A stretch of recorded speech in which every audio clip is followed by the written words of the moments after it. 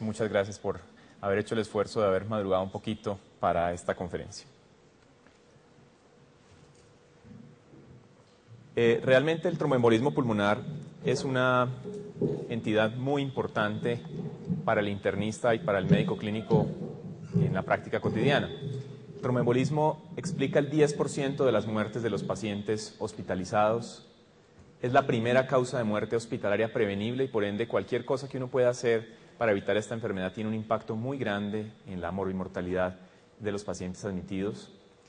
Y en el caso de los pacientes que se operan, es la segunda causa de reingreso luego de la estancia hospitalaria inicial. Es una entidad que, como ustedes saben, ocasiona diferentes consecuencias del paciente.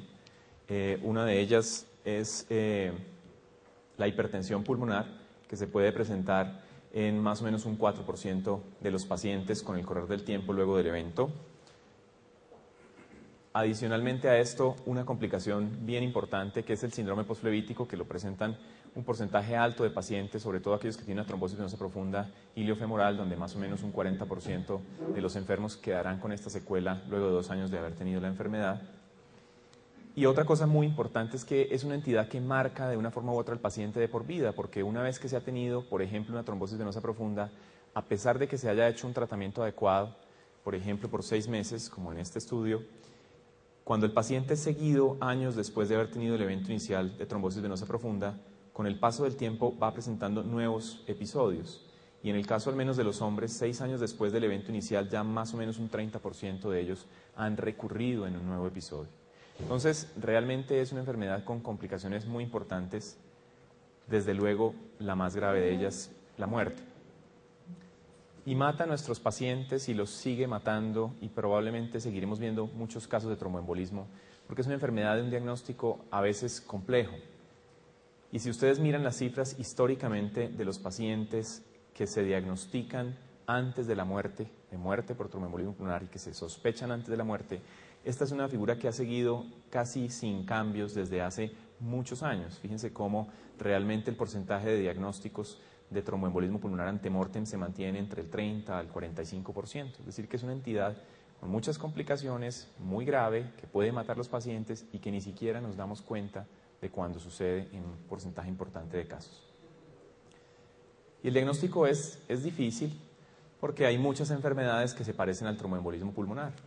Estos son la lista de los diagnósticos diferenciales tal vez más frecuentes: neumonía, atelectasias, carcinoma de pulmón, exacerbación del EPOC, pleuritis, podríamos anotar ahí también falla cardíaca, disección aórtica, etc. Entonces es importante que ustedes como clínicos tengan una manera adecuada de aproximarse al paciente donde puede haber un tromboembolismo pulmonar y puedan hacer el estudio utilizando los métodos correctos. Y decimos que es difícil porque realmente los síntomas del tromboembolismo pulmonar se parecen a los síntomas de las otras enfermedades que son su diagnóstico diferencial. Y en este estudio, donde se cita una serie de pacientes con embolismo pulmonar, aquí están sus síntomas y sus signos. Fíjense que están los clásicos: disnea, dolor torácico pleurítico, dolor subesternal, tos, hemoptisis, taquipnea, taquicardia, signo de trombosis venosa profunda. Y uno diría que tal vez el cuadro clínico es un cuadro clínico sencillo, pero cuando se ponen al lado los síntomas de los pacientes en donde se pensó que podrían tener tromboembolismo pulmonar, pero en donde finalmente se excluyó la enfermedad con los métodos imagenológicos, fíjense que realmente la frecuencia de un síntoma como disnea es muy similar en ambos grupos: dolor torácico pleurítico también, dolor torácico subesternal, la tos, etc. Y los signos también: taquipnea, taquicardia, signo de trombosis venosa profunda. Entonces, desde luego, la dificultad diagnóstica radica en que los síntomas del embolismo son muy parecidos a los síntomas de otras enfermedades que se parecen al embolismo pero que no lo son. Y fíjense, por ejemplo, en este estudio publicado en este Journal de Medicina de Emergencias, cómo en pacientes donde el diagnóstico más probable se pensó que era tromboembolismo pulmonar, solamente realmente un 20% de los casos tenían la enfermedad. Es decir, que aun cuando uno jura que ese paciente tiene tromboembolismo, solamente acierta en un porcentaje bajo de los casos, porque muchas veces no es tromboembolismo. Pero lo delicado de esto es que cuando uno también jura que el diagnóstico es neumonía, resulta que 33% de esos pacientes tenían embolismo pulmonar, y cuando uno juraba que era una pleuritis, 18% de los pacientes tienen tromboembolismo pulmonar. Entonces fíjense que realmente es un diagnóstico a veces difícil de hacer, desde el punto de vista clínico. Ni siquiera la tríada clásica de dolor torácico más disnea más hemoptisis, que sabemos es poco frecuente en embolismo, pero que cuando está le damos un gran valor, ni siquiera ella es muy característica o específica de la enfermedad. En este estudio de JAMA, ya bastante viejo, fíjense que en los pacientes donde había tromboembolismo pulmonar, solamente el 13% tenían la tríada clásica, pero en los pacientes de las otras entidades que se confundían con tromboembolismo pulmonar pero que no lo eran, un 11% tenían esa misma tríada. Entonces realmente esto nos muestra lo complejo que es hacer el diagnóstico desde el punto de vista solo clínico. Y para completar, pues tenemos un arsenal muy amplio de métodos diagnósticos. Podemos hacer dímero D, Doppler dúplex venoso, gammagrafía, angiotac, resonancia, arteriografía pulmonar. Entonces, ¿cómo hacer para sacar el mejor provecho de cada cosa y no tener esta situación que es la que a veces nos sucede? Entonces, suena grave, muy grave, pero tal vez hablemos más después de la autopsia. Entonces, ¿cómo nos acercamos correctamente al diagnóstico de embolismo pulmonar? Definitivamente, a pesar de que la clínica es un poco difícil o bizarra, es muy importante que uno establezca una probabilidad clínica de tromboembolismo venoso porque es lo que le va a dar a uno el criterio para interpretar los resultados de los paraclínicos. Entonces, esto permite orientar el proceso diagnóstico, pondera de una forma u otra el resultado de los paraclínicos, le obliga a no olvidar uno los diagnósticos diferenciales y tenerlos en mente. Es importante que reconozcamos que el embolismo pulmonar tiene 3 síndromes clásicos porque no hay que esperar los signos del uno cuando estamos en presencia del otro. El cuadro clínico del infarto pulmonar, que se presenta con una arteria de mediano calibre se ocluye, es dolor torácico pleurítico con hemoptisis.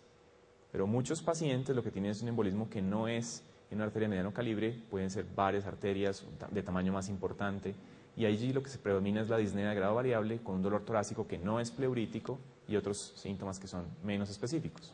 Y el paciente que tiene el émbolo en silla de montar, pues obviamente él llega con choque, es una situación de inestabilidad hemodinámica. Entonces no hay que esperar dolor pleurítico en el paciente con choque, ni hay que esperar definitivamente dolor torácico retroesternal en el que está choqueado, etcétera, etcétera. Hay que saber dónde está uno y enfrente de qué tipo de paciente estamos.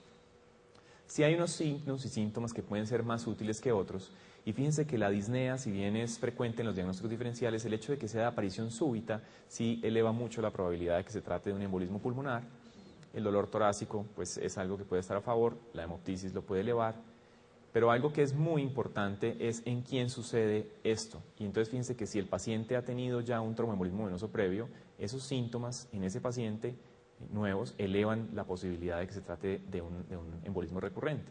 O si es una disnea súbita, pero además en un paciente que está inmovilizado en cirugía, o sea, en un postoperatorio, pues realmente lo hace mucho más probable.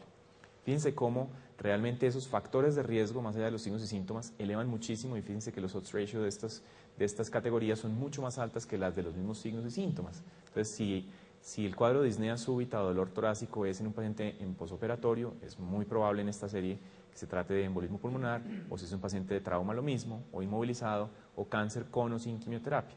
Entonces realmente de lo que se trata es de conjugar los signos y síntomas que todos reconocemos con el contexto clínico en el cual se produce. Si uno no se siente muy confiado de las habilidades clínicas porque está en entrenamiento, porque lleva poco tiempo, etcétera, puede apoyarse en las reglas de predicción clínica, y hay varias reglas de predicción clínica que lo que hacen es darle un valor a los signos y síntomas de un paciente.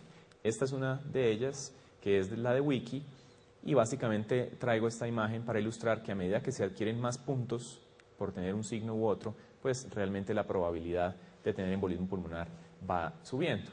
El que tal vez ustedes conocen más es el de Wells, no es la única regla de predicción, hay al menos 4 reglas de predicción distintas, pero Wells es el que más estudios de validación extrínseca tiene. Y fíjense entonces que hay unos criterios clínicos, signos y síntomas de trombosis venosa profunda en un paciente con sospecha de TEP, pues eso da 3 puntos, el diagnóstico principal alterno es menos probable que el de TEP, o sea, uno piensa que ese paciente tiene TEP antes que otra cosa, 3 puntos, frecuencia cardíaca más de 100, 1.5 puntos, inmovilización en cirugía en las últimas 4 semanas, lo mismo, historia de tromboembolismo venoso también da puntaje, hemoptisis y enfermedad neoplásica. Entonces uno suma los puntos y de acuerdo al resultado puede establecer si hay una probabilidad clínica baja, media o alta. Y esa probabilidad clínica baja, media o alta, ¿qué traduce? Aquí está Wells, pues que si el puntaje da para una probabilidad clínica baja, realmente solamente 3.4% de los pacientes tendrán embolismo, o sea, es poco probable. Si la probabilidad es mediana, será un 27.8% y si la probabilidad es alta, es 78% probable que se trate de un embolismo.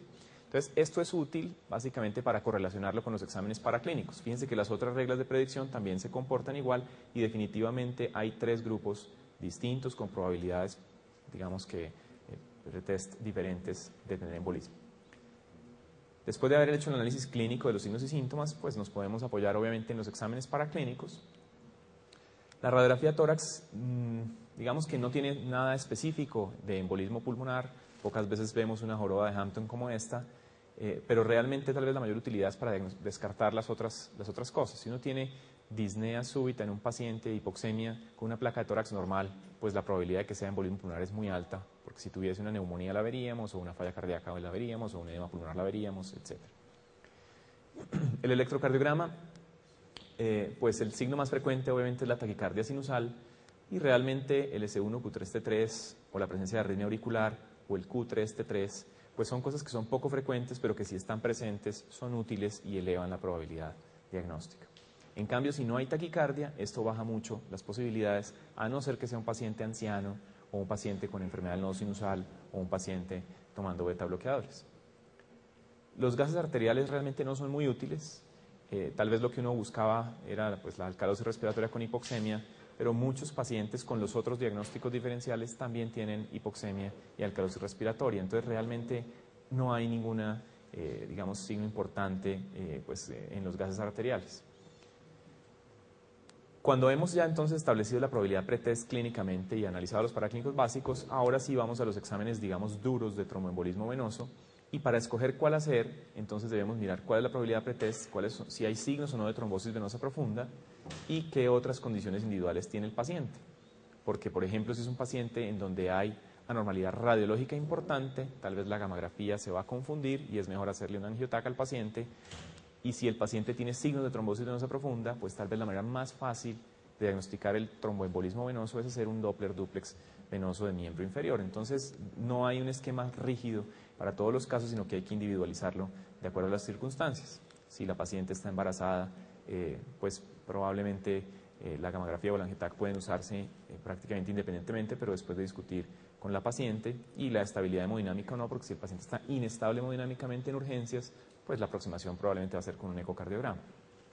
El dímero D, ustedes lo conocen, es un producto de degradación de la fibrina, realmente es muy sensible, es decir, no, es muy poco probable tener un embolismo pulmonar con dímero D negativo. Hay causas de falsos positivos y como ustedes ya conocen, la utilidad del dímero D es cuando está negativo, porque esto descarta en la mayoría de los casos la enfermedad, pero para esto hay que tener en cuenta, como ya hemos dicho, cuál es la probabilidad clínica de embolismo pulmonar. Este es el dímero D por ELISA, y fíjense que si uno piensa que es poco probable el dímero D o apenas moderadamente probable y el ELISA está negativo, realmente muy